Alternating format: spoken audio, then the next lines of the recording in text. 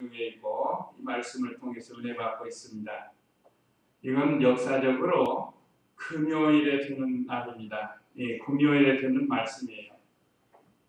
최후의 일주간은 이미 26장에서 예수님께서 예루살렘으로 나귀 타고 입성하시면서부터 시작해서 저녁이 되면 감람원이라는 그 감람산에 가서 기도하시고 쉬시고, 또 낮이 되면 거기서 나와서 예루살렘이나 여러 지역에 다니면서 복음을 전파하시고, 그러다가 목요일 저녁에 가룟 유다가 이 대제사장들과 장로들의 하속들을 데리고 와서 검과 몽둥이와 횃불을 가지고 예수님을 강도 잡듯이 잡았다고 했습니다. 그때 가룟 유다는 누가 예수님인지 잘 모르니까, 밤이고 또 비슷비슷한 제자들이 있으니까 자기가 가서 입 맞추는 자가 예수라고 신호를 짜가지고 그렇게 해서 라비오 하면서 가서 입을 맞추고, 그래서 예수님을 잡았습니다. 그런 다음에 6번 신문을 받으시고, 오늘 이제 마지막 6번째 빌라도에게 신문을 받으셨어요. 오늘 새벽에 우리가 배웠는데, 그리고 마지막에 이제 군병들로 하여금 십자가에 되어 주라고 판결을 했습니다. 오늘 새벽에 배웠어요. 27절로 32절 사이에. 그러면서 예수님이 온갖 멸시천대를 다 받았습니다. 우리 마태복음 27장에서만 머리에 가시관을 쓰고 또 옷을 벗기고 홍포를 입히고, 그 당시 홍포는 왕들에게 입히는 건데 예수님이 왕이라고 하니까, 그러면 왕이면 예수님의 옷을 벗기고 홍포를 입혀가지고 조롱을 했습니다. 그 앞에 무릎을 꿇고 유대인의 왕이요 하면서 조롱을 하고, 또 머리에는 가시관을 씌우고, 금면류관을 씌워도 부족한데 우리 때문에 우리 예수님이 가시면류관을 쓰셨고 또 침을 뱉었다고 했습니다. 그 27절에서부터 쭉 32절 사이에 기록이 된 내용입니다. 사람이 침을 뱉으면 얼마나 자존심 상해요. 그건 완전히 멸시하는 태도, 무시하고 멸시하고, 그 다음에 갈대로 머리를 툭툭 치고 예수님 손에 쥐어주고, 그러면서 왕이라고 해요. 원래 왕들은 금호를 가지고 명령도 하고 지휘도 하는 건데 갈대를 쥐어주면서 예수님을 또 조롱을 했다고 했습니다. 그런 다음에 희롱을 한 후에 이제 홍포를 벗기고 다시 예수님이 입었던 통으로 짠 옷을 입히가지고 이제 끌고 가는 거예요. 끌고 갈 때 우리 예수님이 너무 힘들어하셨어요. 예수님도 사람이십니다. 오늘 새벽에도 말씀드렸지만 우리가 그림에서 보는 십자가는 얼마나 멋있어요. 마른 나무 잘 대패질해서 예쁘게 해가지고 십자가를 그려놓잖아요, 사람들이. 그러나 실제 십자가는 그런 십자가가 아니고 그냥 생나무를 잘라서, 요즘 소나무 같은 건 얼마나 가시 같은 게 많고 거꾸로 그러잖아요. 그 무거운 걸 치고 가니까 가다 쓰러지시고 가다 쓰러지시고 했답니다. 그럴 때 그 지역을 지나가던 또 구경하던 시몬이라는 구레네 사람을 잡아다가 억지로 십자가를 지고 가게 했습니다. 그것이 오늘 우리 새벽까지 배운 말씀입니다. 그리고 십자가 위에는 예수님의 유대인의 왕이다 하고 그걸 붙였어요. 그게 이제 오늘 33절부터 있는데 33절 읽어보세요. 그들이 헤볼의 장소라고 불리는 골고다라는 곳에 이르러서 예수께 쓸개를 탄 포도주를 주어 마시도록 하였으나 예수께서는 맛을 보시고 마시라고 하지 않으셨다. 예. 자, 그들이 헤볼의 장소라고 불리는 골고다. 우리가 아까 찬송에는 무슨 산이라고 그랬죠? 갈보리산, 갈보리산, 골고다, 이게 다 같은 장소입니다. 골고다라는 뜻은 해골이라는 뜻이라는 이름인데 다른 찬송가에는 우리가 골고다에서 예수님이 고난당하신 것을 찬송을 통해서도 하고 오늘 여기 성경에도 기록이 됐습니다. 예수님 십자가 지고 시몬과 함께 골고다라는 곳에 이르렀어요. 그런데 예수님께 쓸개를 탄 포도주를 주어 마시도록 하였다. 왜 그랬을까요? 왜 예수님에게 쓸개 탄 포도주를 먹였을까? 여기 쓸개 탄 포도주는 약간 그 마취제 또는 마약 성분이 있는 겁니다. 잠시 사람이 고통을, 이 말하자면 고통이 없는 그런 약 성분이 있는 거예요. 예수님이 너무 힘드시니까 지금까지 십자가를 지고 오다가 여러 번 쓰러지고 넘어지고 너무 힘들어서 이제는 이 쓸개 탄 포도주, 그러니까 포도주는 약간 그 취하면 힘이 생기잖아요. 포도주 먹어보면 술 종류니까. 그리고 거기에다가 쓸개를 탔으니까 고통을 좀 덜 느끼는 그런 말하자면 쓸개 탄 포도주라. 그걸 먹인 거예요. 먹이려고 한 거예요. 그러나 예수님께서는 맛을 보시고 마시려고 하지 않으셨다. 우리 예수님께서 우리 죄를 감당하시기 위해서 온전한 제물이 되고 온전히 십자가를 지시기 위해서 그거 마시지 않은 겁니다. 만약에 그거 마시면 예수님이 약기운으로 십자가를 졌다. 또 그렇게 또 말이 되니까 우리 예수님께서 이 세상에 오신 것은 우리 죄를 위해서 온전히 죄를 다 감당하시려고 이렇게 그 고통을 다 참고 오셨는데 만약에 마취제를 먹고 하면 온전한 십자가의 죽음이 되지 못하겠기에 예수님께서 마시지 않으셨습니다. 자, 우리 주님은 우리를 이렇게 구원하시려고 얼마나 고난을 많이 당했는지 모릅니다. 아까 말씀드린 것처럼 오늘 새벽에 배운 27절에서 32절뿐만 아니라 이렇게 무거운 십자가를 지고 가시다가 힘들고 어렵지만 마취제를 탄 이 포도주를 주어도 마시지 않았다. 보통 사람 같으면 좀 덜 힘들으려고 마취제 같은 거, 진통제 같은 거 먹지 않아요. 근데 우리 예수님은 그거 안 하십니다. 다 감당하십니다. 요즘 언론에서 지금 연예인들이 트로플리핀? 좀 말이 이상한 건데 그것들 많이 몇 사람이 해가지고 뉴스에 막 나오는데 그게 또 일종의 마약 성분이에요. 마약 성분. 사람이 힘들면 그거를 하고 싶은 모양. 그거 하면 저는 안 해봐서 모르게 기분이 좋대요. 또 생각지도 않은 힘도 생긴대. 그러나 그것을 한번 시작하면 계속해서 나중에는 폐가 망신하는 거예요. 비싸기도 하고 사람이 신체적으로도 이상이 오고 그게 정상적으로 살아야 됩니다. 우리 사람이 어떤 약물을 의지해서 살려고 하면 그 나중에는 몸이 비정상이 됩니다. 비정상.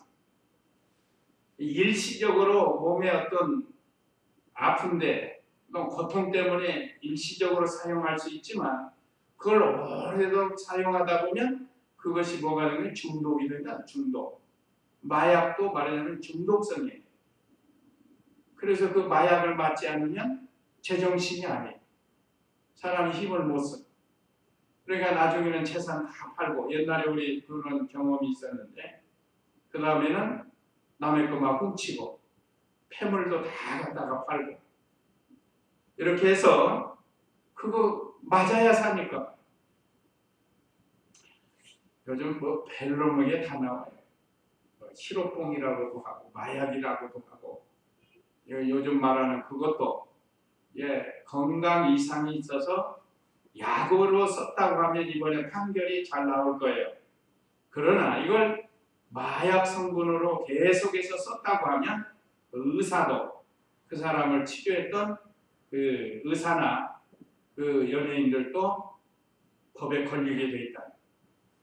어쨌든 이 사람이 어떤 고통을 잊기 위해서 이런 이 쓸개탄 포도 예수님에게는 그걸 주었다. 그러나 우리 예수님은 안 잡수셨어요. 그러니까 우리도 마약 같은 거 절대 해서는 안 됩니다. 자, 그 다음에 35절 읽어보세요. 그들이 그분을 십자가에 못 박은 후에 제비를 뽑아 그분의 옷들을 나누고 거기에 앉아서 시켰다. 그들이 예수님의 머리 위에 이 사람은 유대인의 왕 예수이다 라고 쓴 제목을 붙였다. 예. 자, 예수님을 십자가에 못 박고 그 옷을 제비를 뽑았다고 그랬습니다. 자, 여기 35절에 그들이 그분을 예수님을 십자가에 못 박은 후에 제비를 뽑아 그분의 옷들을 나누고 그랬습니다. 성경대로 옷을 제비 뽑는다는 말씀이 한번 시편 22장 16절에서 18절까지 읽어보시기 바랍니다. 시편 22장 16절에서 18절까지 땅으로 배들이 나를 에워쌌으며 악한 무리가 나를 둘러싸고 내 손과 발을 찔렀습니다. 내가 내 모든 뼈를 쓸 수 있게 되었으므로 그들이 나를 주목하고 바라봅니다. 그들이 내 겉옷을 서로 나누며 내 속옷을 입고 제비를 뽑습니다. 예, 구체적으로 잘 예언이 됐죠? 이건 주전 1000년 전 다윗에게 예언된 거예요. 다윗을 통해서 앞으로 메시아 그리스도가 오시면 이런 고난을 당할 것을 예언한 겁니다. 거기 6절 7절도 한번 읽어보세요. 22장 6절 7절. 그러나 나는 벌레에게 사람이 아니며 사람들의 비난거리이고 백성의 조롱거리이다. 나를 보는 자마다 나를 조롱하고 입술을 비틀거리고 머리를 흔들며. 이제 밑에 내려가면 예수님이 십자가에 못 박힌 다음에 사람들이 머리를 흔들면서 입을 삐죽이면서 조롱하는 그런 내용이 벌써 다윗에게 예언이 됐다. 오늘 아까 먼저 읽은 16절 이하에는 참으로 개들이 나를 에워쌌으며, 여기 개들은 예수님을 죽이는 원수들입니다. 물고 찍고 하는 또 악한 무리가 여기도 원수들을 가르쳐요. 그래서 나를 둘러싸고 예수님 십자가에 못 박을 때 많은 사람들이 둘러싸가지고 내 손과 발을 찔렀습니다. 그러니까 주전 1000년 전에 예언된 거예요. 내가 내 모든 뼈를 셀 수 있게 되었으므로 그들이 나를 주목하고 바라봅니다. 그들이 내 겉옷을 서로 나누며 내 속옷을 놓고 제비를 뽑습니다. 이 말씀대로 주님이 오셔서 주님이 실제로 이걸 당하신 거예요. 그래서 오늘 여기 35절에 그들이 그분을 십자가에 못 박은 후에 제비를 뽑아 그분의 옷들을 나누고, 이 당시에 예수님이 입고 다니는 옷은 통으로 짠 옷입니다. 통. 그래서 밤에는 요도 되고 또 이불로도 쓰고 그런 옷.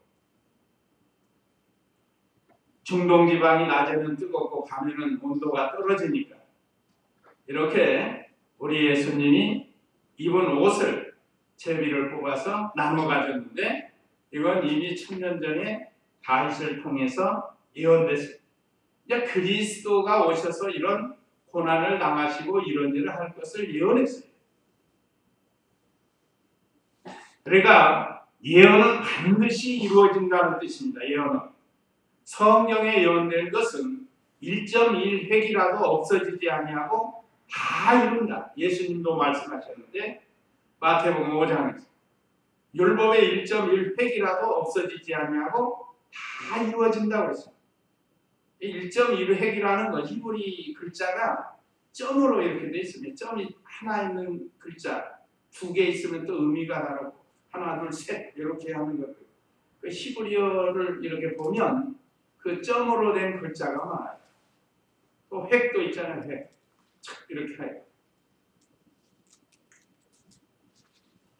하여간 이 성경 말씀이 다 이렇게 이루어집니다. 그리고 거기에 앉아서 지켰다. 원수들이 이제 예수님을 십자가에 못 박고 옷을 나누고 또 거기에 앉아서 지켰어요. 그들이 예수님의 머리 위에 이 사람은 유대인의 왕이다 라고 쓴 제목을 붙였다고 했습니다.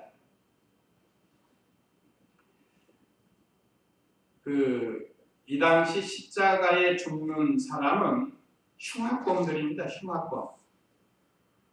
살인, 강도, 또 나라를 반역한 반역자, 이런 사람들이 죽는 거예요. 그것도 로마 시민권이 없는 사람.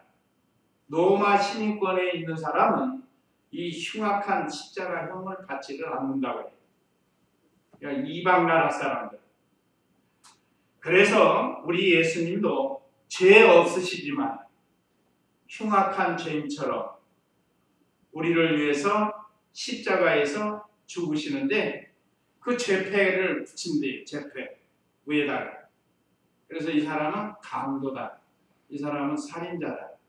그래서 죄패를 붙여가지고 이 사람이 어떤 죄로 왜 십자가를 형벌을 받는가 그걸 표시한다고 해요. 그런데 우리 예수님 십자가에는 뭐라고 썼다고요? 유대인의 왕이다.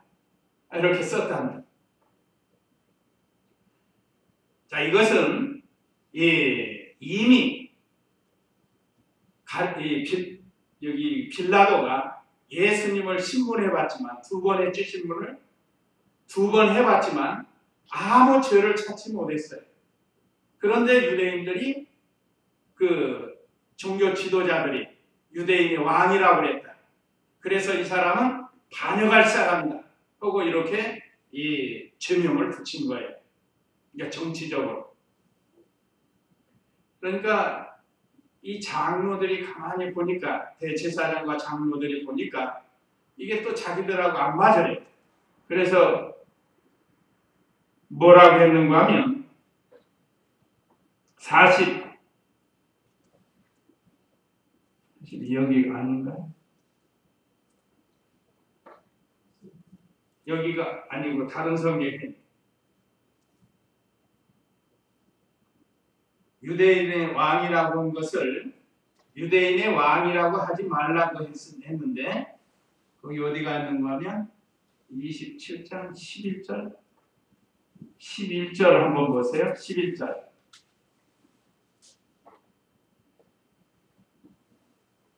네, 27장 11절 한번 보세요. 예수께서 풀도 앞에서서 풀도 이끌어 말하기를 내가 유대인의 왕이냐 하니 예수께서 말씀하셨다. 내 말이 옳다. 네, 여기서는 우리 예수님이 유대인의 왕이라고 빌라도가 이제 원수들이 유대인의 왕이라고 했다고 하니까 그걸 이제 확인해서 신문에서 물어본 거예요. 네가 유대인의 왕이냐? 그러니까 예수님이 유대인의 왕이다 라고 한 거예요. 이것은 정치적인 목적이 아니고 신앙적으로 장차 유대인이요 이스라엘인 영적 이스라엘, 영적 유대인의 왕이 되실 것을 말씀한 거라. 그런데 종교 지도자들은 유대 나라의 왕이 될 것으로 생각을 했다. 그래서 요한복음 19절 읽어보세요. 요한복음 19장 19절.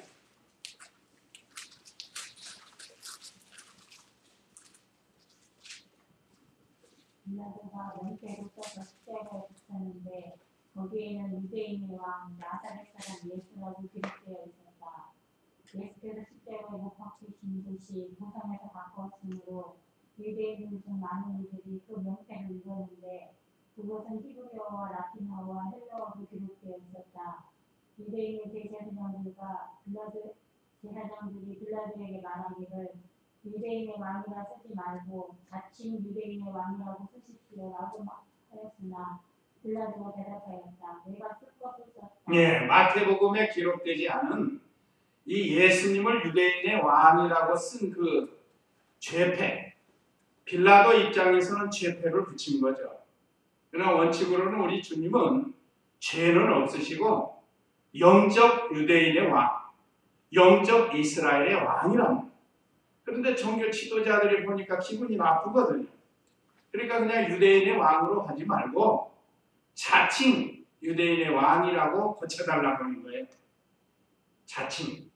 스스로 자기가 유대인의 왕이라고 했지 우리는 유대인의 왕으로 인정하지 않는다. 그런 뜻이라. 그러니까 마태복음에 없는 게 요한복음에 기록이 돼서 상호 보충을 하는 거예요. 그러니까 우리가 성경을 잘 이렇게 이해를 해야 서로 더 진리가 확실하게 나타날 수가 있는 겁니다. 그러니까 마태복음만 보면 이게 안 나오잖아요. 그런데 요한복음에는 이렇게 나타나는 거예요. 그러니까 빌라도가 뭐라고 그랬어요? 빌라도가 대답하였다. 내가 쓸 것을 썼다. 이것은 자신이 예수님을 신문해 보고 내가 유대인의 왕이냐 하고 물으니까 내 말이 맞다. 말하자면 나는 유대인의 왕이다. 하고 정치적인 목적으로 대답한 게 아니고 영적, 신앙적으로 대답을 했다는 그런 뜻입니다. 자, 그래서 예수님이 그 죄패로 유대인의 왕이라고 썼어요. 그런데 38절 읽어보세요. 38절.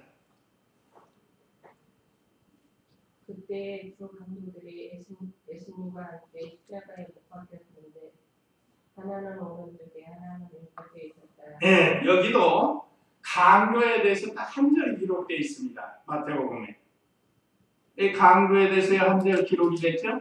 그때 두 강도들이 예수님과 함께 십자가에 못 박혔는데 하나는 오른쪽에 하나는 왼쪽에 있었다.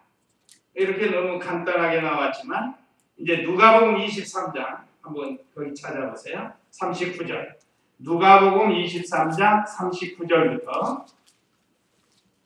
어떤 일이 생기는가 읽어보세요. 십자가에 달린 죄수들 중 하나가 예수님을 모독하여 말하기를 당신은 그리스도가 아니요 그러니 당신과 우리를 구원하시오 하였으나 다른 이가 그를 꾸짖으며 대답하여 말하였다. 너는 당연한 처벌을 받고 있으면서도 하나님을 두려워하지 않느냐. 우리는 우리가 행한 일에 합당한 벌을 받는 것이 당연하지만 이분은 아무것도 잘못한 것이 없다. 또 그가 말하기를 예수님 주께서 주님의 나라에 들어가실 때에 저를 기억하소서 하니 예수께서 그에게 말씀하셨다. 내가 진정으로 내게 말하니 내가 오늘 나와 함께 낙원에 있을 것이다. 예, 이거 아주 구체적으로 나오죠. 우리가 예수님 좌우편에 강도가 두 사람이 같이 십자가에 죽었어요. 그러니까 예수님도 이 흉악범, 강도의 한 사람으로 취급을 한 거예요. 죄 없으신 예수님을. 처음에는 두 강도가 다 예수님을 조롱합니다. 마가복음에 보면. 둘이 다 조롱해요. 그런데 예수님이 십자가상에서 말씀하시고 그 인품이만 그래서 오른편 강도가 거기서 은혜를 받았어요. 십자가 위에서 예수님에게 은혜를 받았습니다. 그래서 내가 잘못했구나 그걸 깨닫고 왼편에 있는 다른 강도에게 지금 오늘 여기 누가복음에서 말한 거예요. 자, 십자가에 달린 죄수들 중 하나가 예수님을 모독하여 말하기를 당신은 그리스도가 아니요 그러니 당신과 우리를 구원하시오 하고 좌편에 있는 강도가 예수님을 지금 말하자면 조롱한 거예요.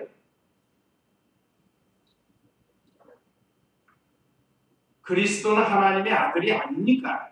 그러니까 당신도 구원하고 우리도 좀 구원해 주세요 하고 지금 말한 겁니다. 이게 조롱하는 말이에요. 그러니까 이 40절에 다른 이가 오른편에 있는 강도입니다. 그를 꾸짖으며 대답하여 말하였다. 너는 동일한 처벌을 받고 있으면서도 하나님을 두려워하지 않느냐. 우리는 우리가 행한 일에 합당한 벌을 받는 것이 당연하지만 이분은 아무것도 잘못한 것이 없다. 처음에는 몰랐어요. 예수님도 자기들과 같이 무슨 죄 지어갖고 그런 줄 알고 몰랐지만 십자가 상에서 예수님이 하시는 그 모습을 보고 거기서 은혜를 받고 예수님을 영접한 겁니다. 그래서 이렇게 말한 거예요. 우리는 우리가 잘못해서 이 형벌을 받지만 가만히 보니까 이분은 그렇지 않다. 죄가 없다는 거, 아무 잘못이 없다. 이게 바로 본 거죠.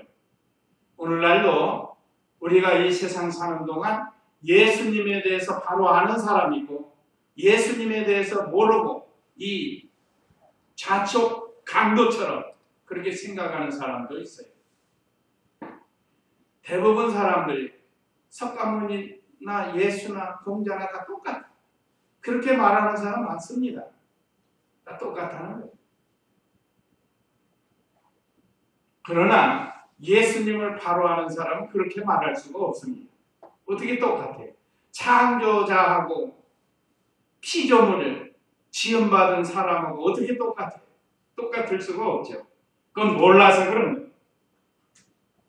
그래서 42절에 또 그가 말하기를 예수님 주께서 주님의 나라에 들어가실 때에 저를 기억하시고 그리스도 구세주로 믿은 거예요. 하나님의 아들로 확실히 믿은 겁니다. 그러니까 이런 부탁을 한 거예요. 아, 옆에 같이 죽는 판인데 이런 부탁 할 수 있어요? 이 사람은 순간 중생하고 예수님을 발견한 거예요. 하나님의 아들이시고 구세주이신 것을 믿었기 때문에 이렇게 부탁을 했어요. 그러니까 예수님이 그 믿음을 보시고 확실하잖아요. 43절 그에게 말씀하셨다. 내가 진정으로 내게 말하니 네가 오늘 나와 함께 낙원에 있을 것이다. 그 중심을 보신 주님께서 바로 믿은 것을 아시고 회개도 하고 또 예수님에 대해서 바로 증거하고 그러니까 오늘 내가 나와 함께 낙원에 있을 것이다. 그러니까 예수님을 바로 믿는 사람은 낙원에 가는 낙원. 아무리 강도를 했어도 진정으로 회개하면 낙원에 들어가는 거예요. 세상에서는 사형 선고 받았어도 그 영혼은 낙원에 가는 겁니다. 요즘도 그런 사람 많아요. 사형 선고 받아가지고 못된 짓 하다가 그냥 복음전 그 감옥에 가서 복음 전하는 분들 있잖아요. 거기서 복음을 영접하고 신앙생활 하다가 사형 당하는 사람도 있어요. 그런 사람 찬송하면서 죽는데 좀 아쉽긴 하죠. 좀 믿음을 많이 지키다가 죽었으면 좋았을 텐데. 그래도 예수 믿고 천당. 여기 우측 강도 좀 보세요. 언제 뭐 예수 믿고 믿는 일 했습니까? 십자가 상에서 예수님을 영접한 거예요. 자, 그러니까 우리가 이 세상에서 저 사람 강도 같다. 어떤 사람이다만 생각하지 말고 하나님께서 어떻게 역사할지 모르니까 우리가 그 사람을 위해서 기도하고 복음을 전하고 그러면 언제 그 변화될지 몰라요. 이 쉽지가 않은 겁니다. 사실 여기 지금 다 죽는 판인데 금방 이제 목숨이 끊어질 판인데 어떻게 이렇게 신앙 고백을 하고 구원을 얻고 예수님과 함께 낙원에 갈 수 있는가? 쉬운 건 아닌데 하나님이 하시니 쉬운 거예요. 하나님이 하시니. 그러니까 지금도 이 세상에는 강도와 같이 또는 이 배척하는 사람과 같이 세상에 이런 사람이 많아요. 그러니까 그 사람, 아니 저 사람은 지옥 갈 사람이다 하고 스스로 판단하지 말고 계속해서 기도하고 전도해요. 그러니까 이북의 김정은이나 그 지도자들을 위해서도 우리가 기도하는 게 바로 거기에 있는 겁니다. 또 우리 성경의 역사도 보면 니느웨 백성이 뭐 왕으로부터 백성이 언제 뭐 금방까지 회개할 그런 기미가 없었죠. 그런데 요나가 가서 3일 외쳐야 할 성읍을 하루길에 그냥 다 회개할 역사가 나타나지 않았어요. 그러니까 이복도 그러기를 바라는 거예요. 뭐 좀 의심하면서 하지 말고 그냥 그렇게 되기를 우리가 순수하게 기도를 하는 거예요. 그러면 내일이라도 저들도 회개할 수 있어요. 소련의 고르바초프가 회개하고 종교의 자유를 선언한 것처럼 그 얼마든지 할 수 있어요.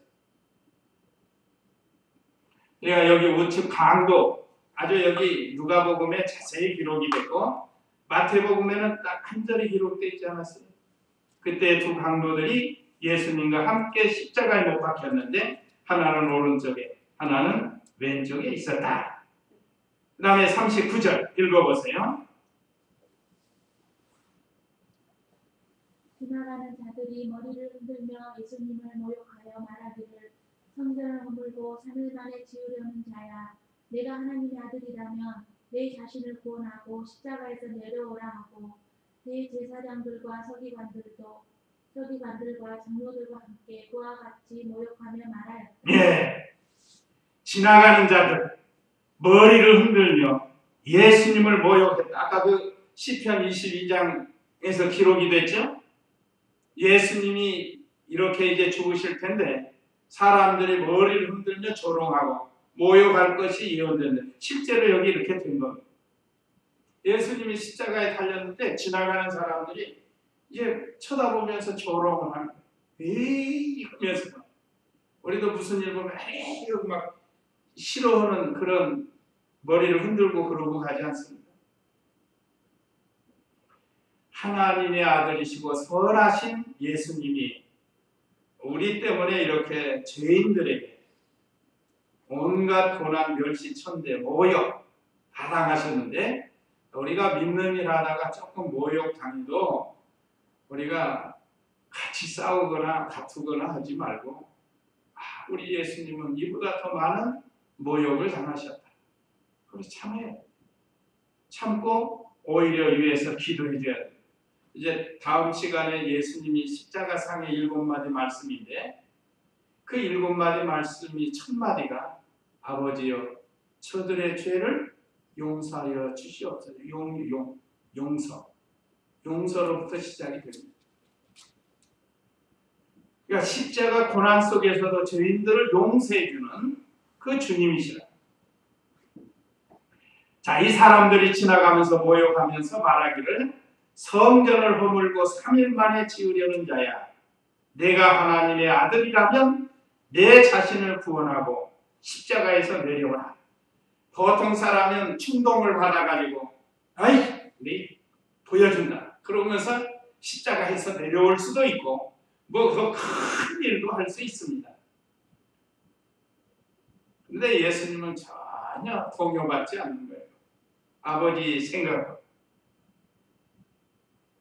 여기 성전을 허물고 사흘 만에 진다. 그 예루살렘 성전이 46년 동안 이 당시에 46년 동안 지었어도 지금 미완성이거든요. 이후로 추후에 몇 년까지 더 몇십 년까지 더 가요. 그래서 80년 걸려서 예루살렘 성전이 건축이 된다는데 이때까지 46년이 걸렸다고 해요. 그러니까 46년 동안 건축한 성전을 허는 걸로 이 사람들은 생각을 해요. 그리고 이 유대인들에게 있어서는 예루살렘 성전은 굉장한 겁니다. 마치 요즘 이북에 김일성 동상하고 김정일이 동상 우상시하는 것처럼 굉장하게 여기는 그 성전이에요. 근데 예수님은 자신의 몸을 가리켜서 성전으로 말씀하시고 내 몸이 무너지면 사흘 만에 살아난다 하는 걸 말씀한 건데 이 유대인들이 그걸 몰라가지고 예루살렘 성전 허르고 사흘 만에 일으킨다고 이렇게 지금 오해를 하고 진리를 잘못 배우면 오해를 하게 돼 있습니다. 지금도 그래요. 그래서 그 예수님이 하신 말씀, 예수님이 그랬거든요. 성전을 헐면 사흘 만에 자기가 다시 일으킨다. 그러니까 자신의 몸이 죽으면 사흘 만에 다시 살아난다는 것을 말씀하시고 예언한 거예요. 그런데 그렇게 한다고 하면 하나님의 아들이라면 내 자신을 구원하고 십자가에서 내려와. 실제로 예수님은 하나님의 아들이시고 십자가가 아니라 그보다 더한 것도 다 집어치우고 나올 수도 있습니다. 그러면 실패가 되는 거죠. 이도 겸허하게 예수님 약 올리는 거예요. 약. 장사꾼들이 물건 팔아먹으려고 겸허하게 약 올려가지고 팔아먹는 거예요. 파는 게 목적이니까. 그러나 우리 예수님은 넘어가지 않았습니다. 여기에 대해서 41절에도 대제사장들도 서기관들과 장로들과 함께 그와 같이 모욕하며 말했는데 42절 읽어보세요. 그가 다른 이들은 구원하였으나 그 자신은 구원하지 못하는구나. 이스라엘의 왕이라니 지금 십자가에서 내려와라. 그러면 우리가 그를 믿을 것이다.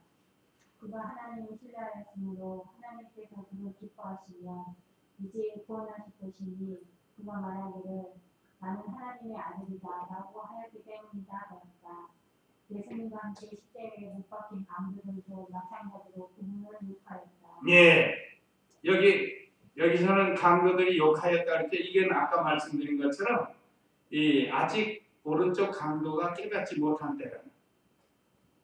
그런데 누가복음에서는 예수님을 발견한 거고, 자 여기 그가 다른 이들은 이 대제사장들과 서기관들과 장로들이 지금 모욕하는 말이에요. 42절이 그가 다른 이들은 구원하였으나 그 자신은 구원하지 못하는구나.